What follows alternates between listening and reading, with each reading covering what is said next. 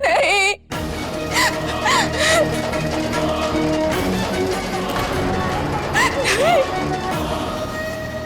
बचाओ।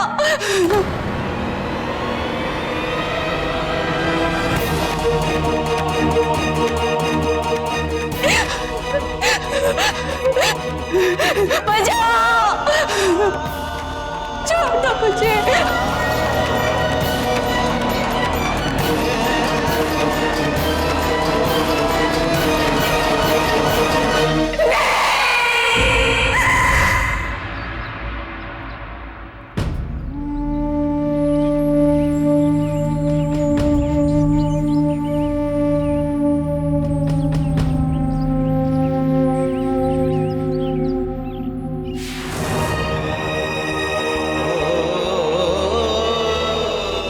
किस्मत पलट गई, अलाउद्दीन खिलजी की नीयत बिगड़ गई।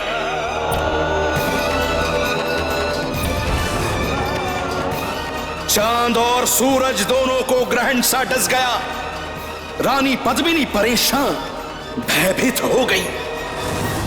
क्या करूं क्या न करूं, अंत में अपने सुहाग को, प्रजा को बचाने रानी अपना प्रतिबिंब दिखाने तैयार हुई।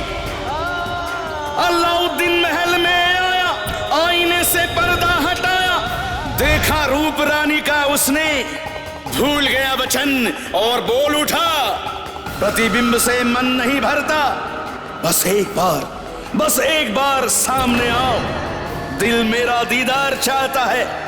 पद्मिनी ने मकार के छल को जान लिया।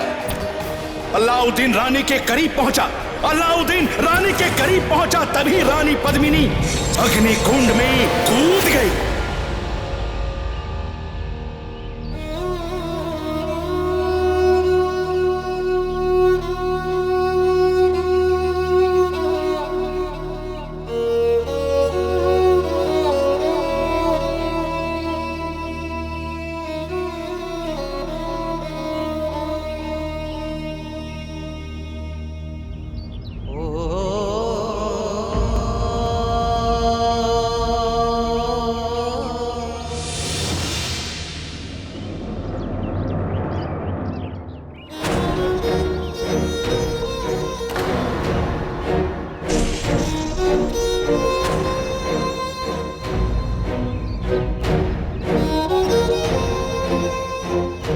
शिवंता,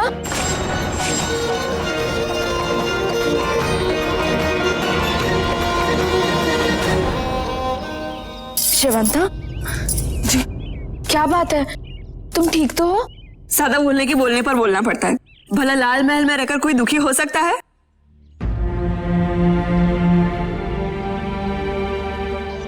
आप हमें ऐसे क्यों देख रही हैं? तुम रो रही थी ना?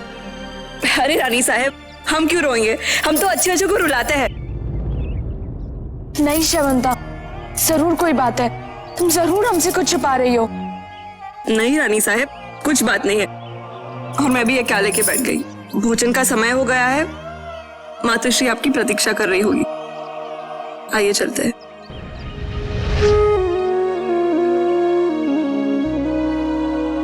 ये रो भी रही थी और अपना मंगलसूत्र भी छिपा रही थी। जरूर कोई तो बात ही दिल में लेके बैठी है।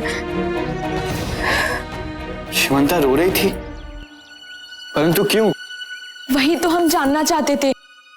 उनके हाथ में मंगलसूत्र भी था, जिसे उन्हें हमें देखते से ही छिपा लिया।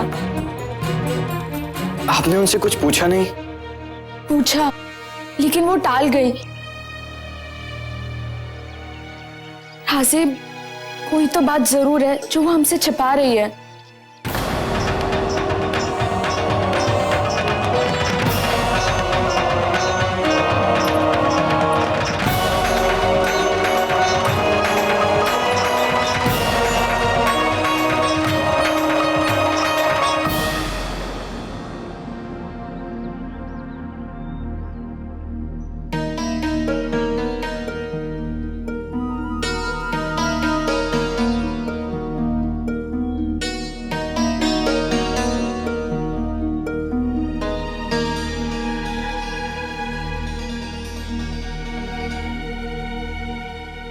शेवंता,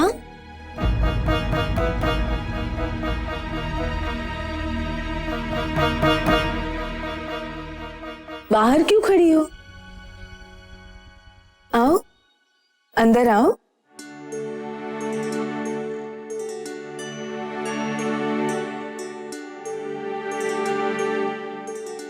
अब मातोश्री, मैं भी खाना परोसूं?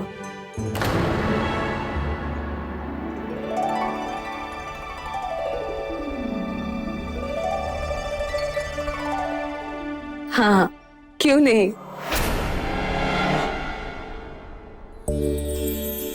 आओ।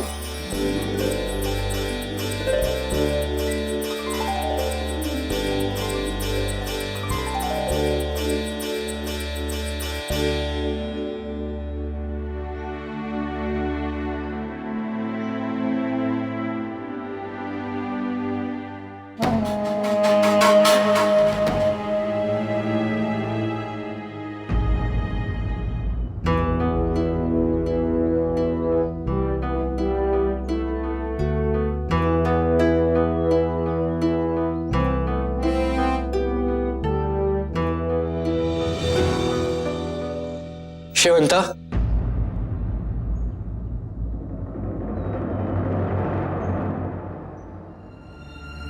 तुम कौन से गांव की हो? जी, रांझेगांव। क्या रांझेगांव तुम्हारा ससुराल है?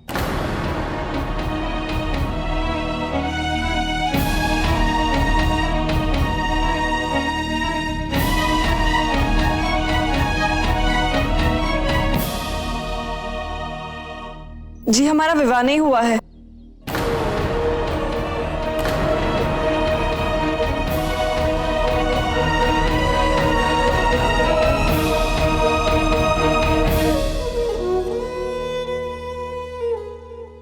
देवा देवा देवा, इतनी बड़ी हो गई हो और अब तक तुम्हारा विवाह नहीं हुआ? जी नहीं। क्यों? वैसे दिखने में तो अच्छी खासी हो। क्या तुम में कोई दोष है?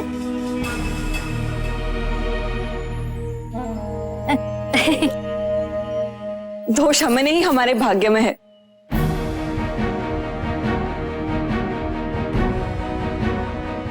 बाबा के पास हमारे विवाह के लिए धन नहीं है।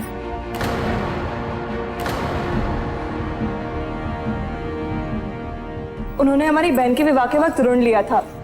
अब वो ऋण उतरा भी नहीं था कि उसके अंतिम संस्कार के वक्त उन्हें दोबारा ऋण लेना पड़ा।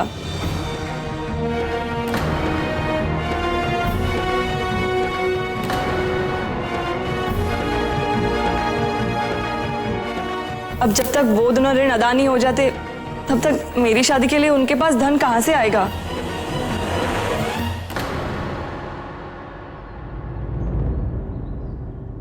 अरे, मैं भी ये ख्याल लेके बैठ गई।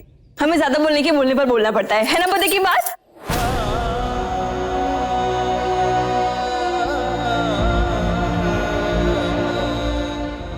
शेवंता, तुम्हारी बहन की मृत्यु कैसे हुई?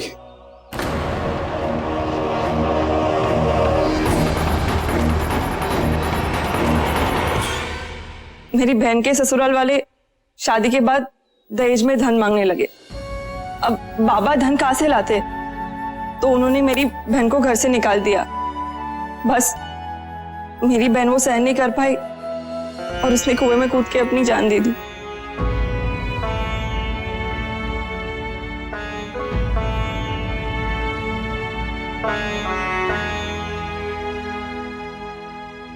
लेकिन मैं अपने बाबा पर बोझ नहीं बनूंगी।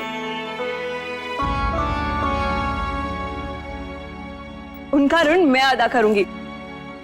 उन पे और अत्याचार नहीं होने दूंगी मैं।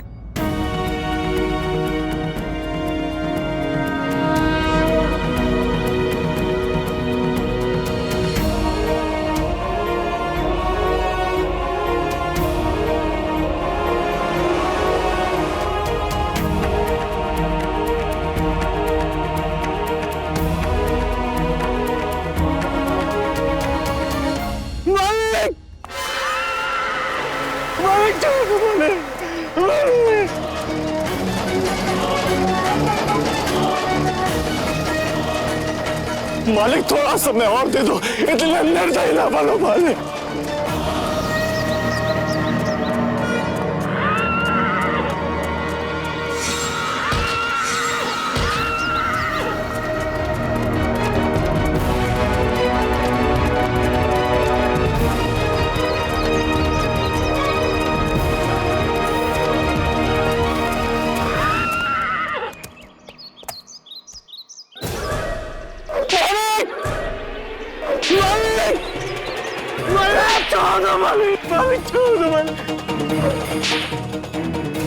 निर्दयी, हम निर्दयी हैं। भूल गया जब तेरी बेटी के अंतिम संस्कार के लिए हमने तुझे ऋण देकर तेरी सहायता की थी। अरे हाँ, तेरी एक बेटी और भी तो है।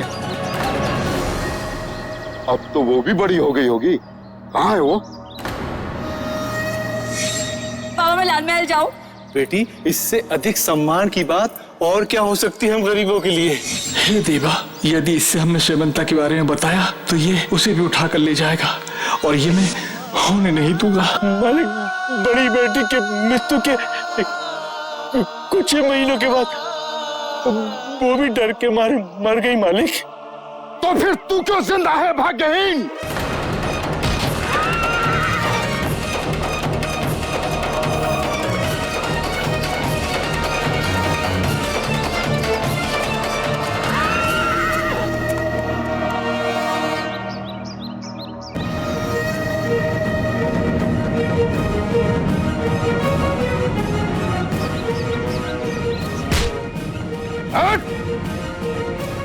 सुन बुड्ढे, और तूने जल्द ही हमारा धन नहीं लौटाया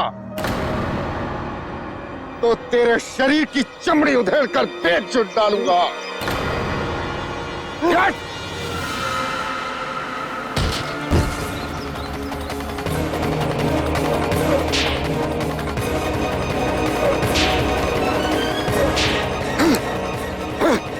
हमें निर्दयी कहता है। राजे, आपने तो कुछ खाया ही नहीं। हम जानते हैं शेवंती की बातों से, परंतु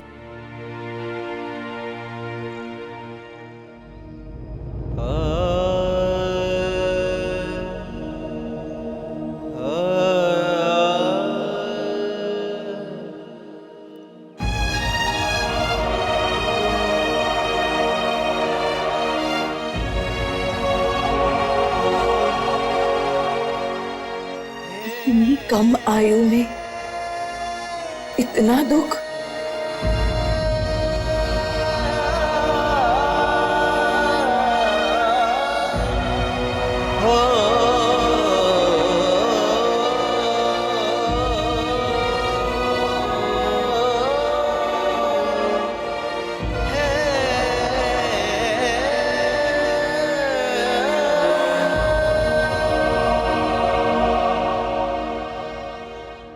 कितना ऋण है तुम्हारे बाबा पर?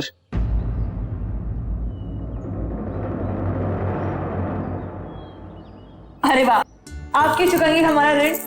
आपका बहुत बहुत धन्यवाद कि आपने हमारे बारे में सोचा राजे। मेरा मतलब है महाराज, अरे जागीरदार साहब।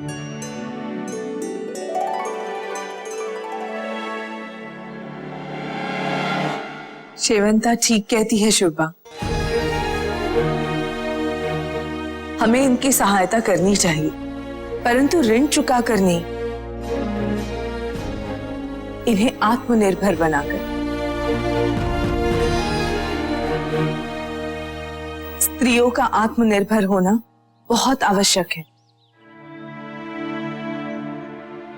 हमें इसके बारे में कुछ सोचना चाहिए।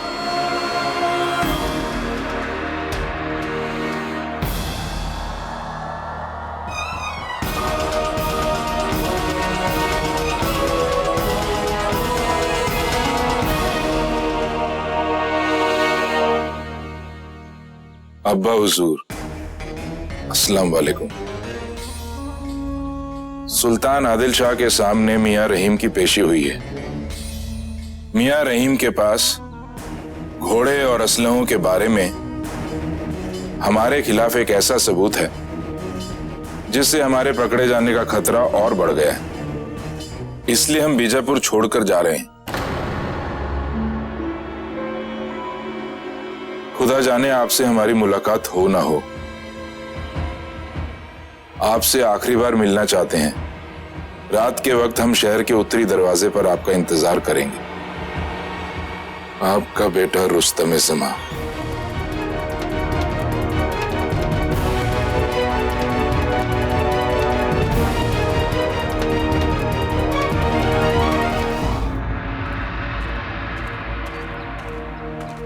राजे,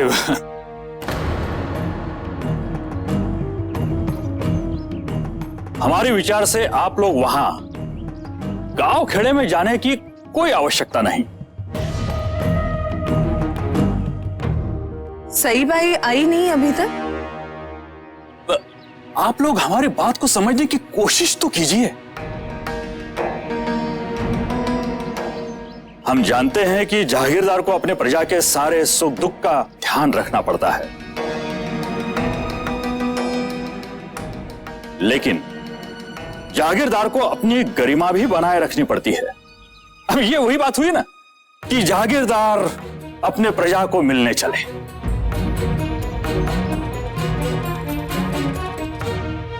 राजे, प्यासा कुएं के पास आता है, कुआं प्यासे के पास नहीं। ये छोटे लोग हैं, इनको ज्यादा मुंह लगाएंगे तो ये आपका मान सम्मान करना भी भूल जाएंगे।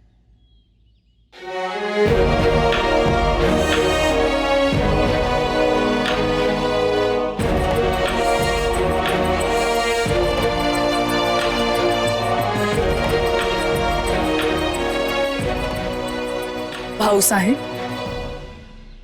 जागीरदार का सम्मान तभी बढ़ता है जब उसकी प्रजा सम्मानित जीवन जी रही हो। हर घर में खुशी हो, स्त्री पुरुष आत्मनिर्भर हो और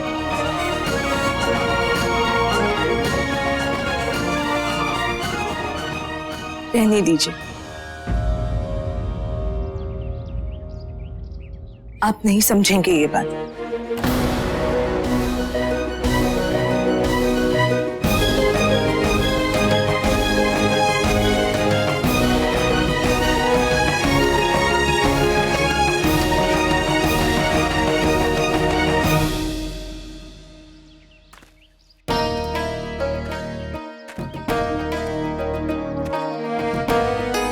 मामा साहब, आप भी कभी कभी अपनी सूपा की जागीर जाकर वहां का हालचाल ले लिया कीजिए। वही सूपा की जागीर जो बाबा साहिब ने आपको दी है संभालने के लिए।